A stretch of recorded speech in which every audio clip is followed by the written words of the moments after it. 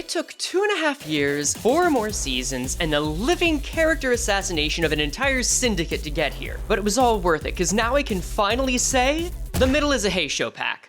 Also, the new Zayn Roach is pretty good too. When Ricardo Cliff came out with only 1 page, I had to wonder if they were going to shaft the man that has 2 signature moves, and then I remembered that it's just not his fault. The middle is a faction of simple creatures, and he is no different. In fact, here's the entire TLDR of the video. He's a counter raid ID. No win rate, barely any clash targeting, just get him and the entire family together for a whale barbecue, press the defend button, and watch the fists fly. Like, forget the fact that he's a blurn unit for a second, or forever.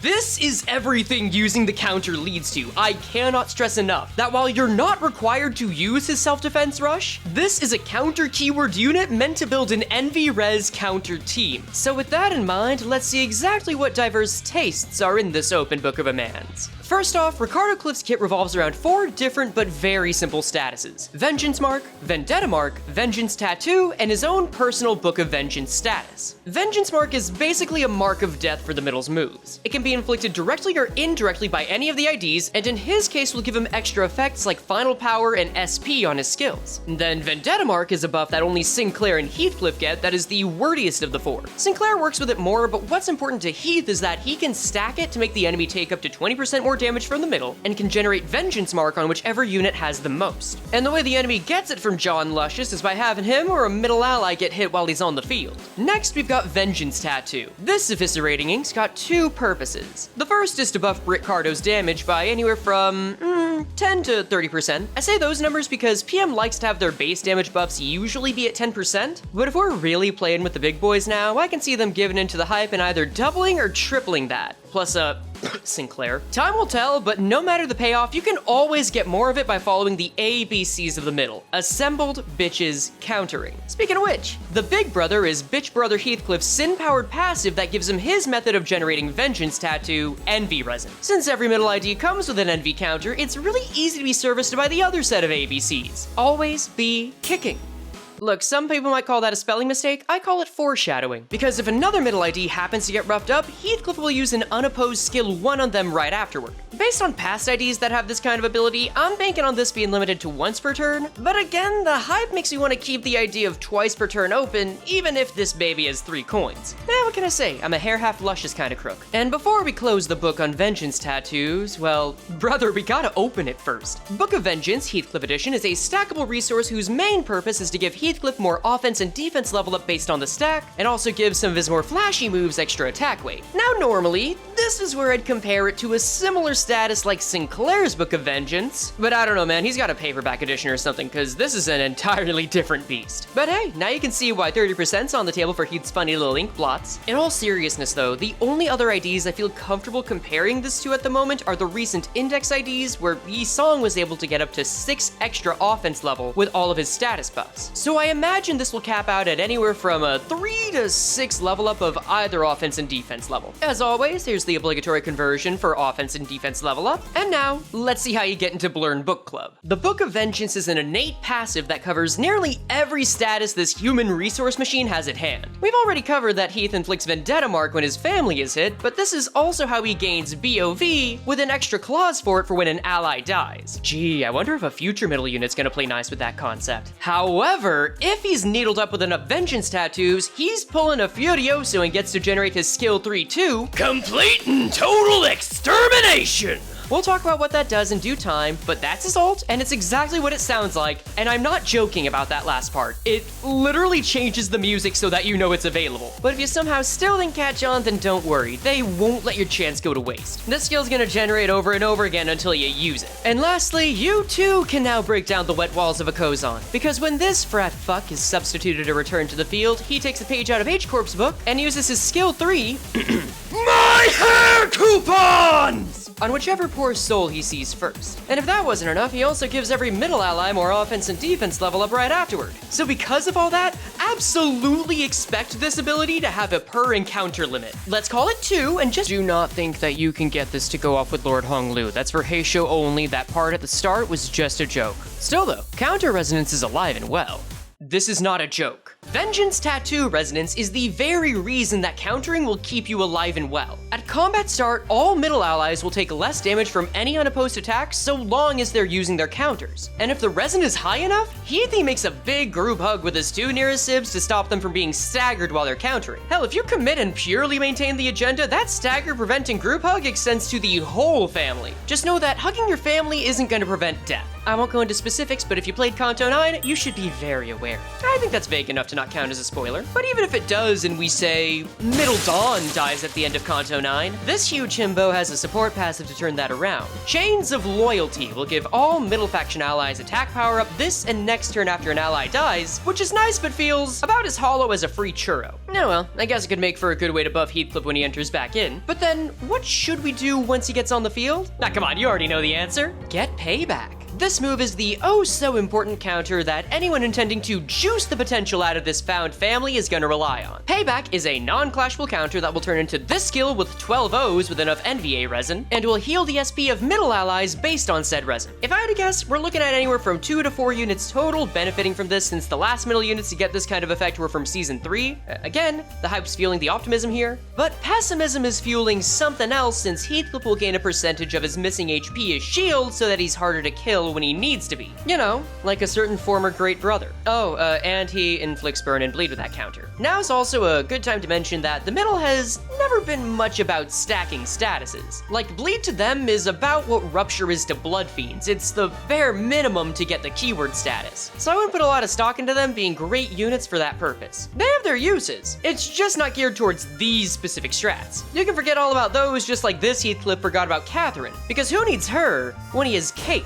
Complete and total extermination is Big Bristly's skill 3-2 that's ready to launch after he maxes out his vengeance tattoos and has more clauses than Hawkins has hemorrhoids. Like, before you even get to combat start, this skill's got a non-exploitation clause so it can't be reused, deals more damage based on missing HP on himself, and final power based on blur. Then he gets offense level based on the resin. And no, none of this divide by X crap is here. We're at the power level where he gets pure, unfiltered, equal offense level, even if it will have a cap. Then, when used, he gains final power if any vengeance mark is on the target, as well as attack weight with a heavy enough book, with attack weight insurance to make sure any unused weight is converted to damage. Speaking of which, we can tell from the trailer that the attack weight in use gets up to 4. I do have some reason to believe it can go higher, but we can safely assume at least 4 for now. And then if he gets a kill, you can juice that corpse for whatever sin resources you don't have EC access to, you know, since you're on an all-purple diet. And lastly, the skill will use up some or all of Heath's vengeance tattoos so that he has to charge them up again before using this sucker.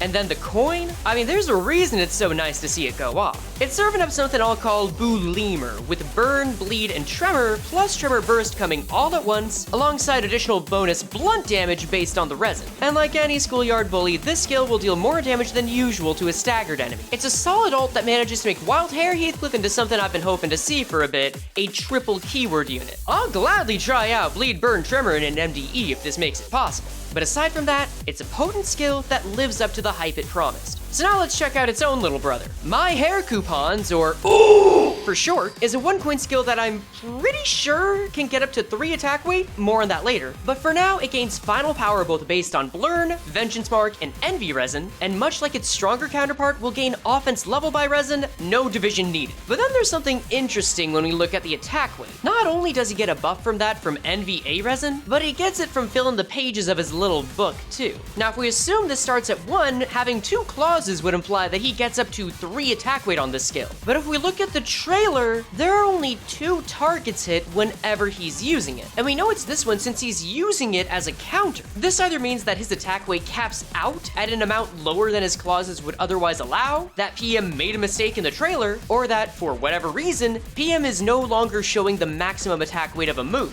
No matter the answer, all 3 of these are new precedent, and I'm very curious to see which it is. For now, let's just call it a 2 to 3 attack weight skill. And lastly, he's attentive enough to generate Vengeance Tattoo when he kills enemies using this skill. As for the coin itself, Listen, I'm certain it'll be powerful, especially on multiple targets, or one with that attack weight insurance it's sporting. But again, he's blurred in name only, and will just get that additional blunt damage from Envy Resin. Once again, it's a win for counter rate. Then we've got the skill 2, Watch Your Back, which gains coin power if the enemy has enough blurn, gains Resin offense level, this time with the fraction, and applies offense level up to whichever 2 allies are closest as if he's literally watching for him. Now ain't that fresh. The skill also gains final power from Vengeance Mark and gives him aggro so that he can tank with that sweet counter shield next turn. Then the coins apply blurn potency and count, plus a bit of paralyze just to stay lore accurate. And hey, you won't see me complaining about it. And then to round out the skills, there's kicking. Reminder that this sucker goes off if someone hits one of this living landmine's boys. Like the other skills, enough blurn gives him coin power and vengeance gives him final power. Then he generates aggro, but at least the coins are a little different.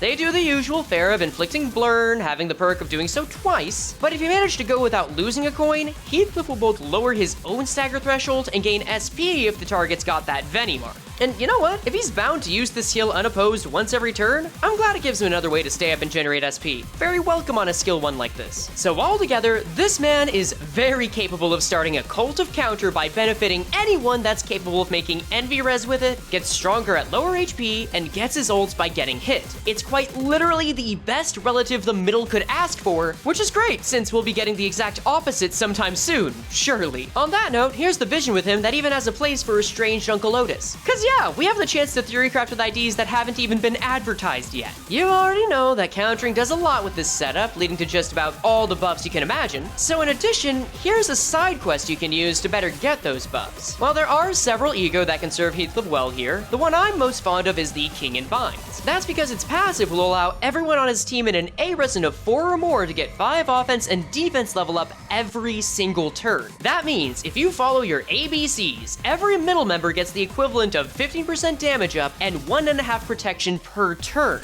The only catch is that you need to let some of your allies generate lust and pride. But then the gloom is the tricky part. No current middle IDs generate gloom. And while a not so great sister may change that, Otis can actually help another way. If you field her and then let Ishmael use her skill 1 once, you'll quickly be able to use her Will You Play ego. That's useful because on Clash Win, this ego will convert envy resources into other resources of your least owned affinity. As long as you can make sure that's gloom with some strategic skill usage, then you'll be able to get that off, use Heathcliff's binds, and turn those bandages into extra chains to buff those bone bashes. But beyond that, there really isn't much else to get into. There is only one phase, and it is counter, with some obvious exceptions to avoid death, not waste a chance to attack on stagger, or generate sin resources. Just keep countering until you see a chance you can't pass up, or until the music moves you. It's just that simple. As far as what can ruin him, I'm gonna be surprised if they don't stick the landing on this one, but we may as well run due diligence. Here's the obligatory 15-20-25 rule. Get around those numbers in clashes when you want to clash, or there's gonna be problems. And the status inflictions don't really matter because,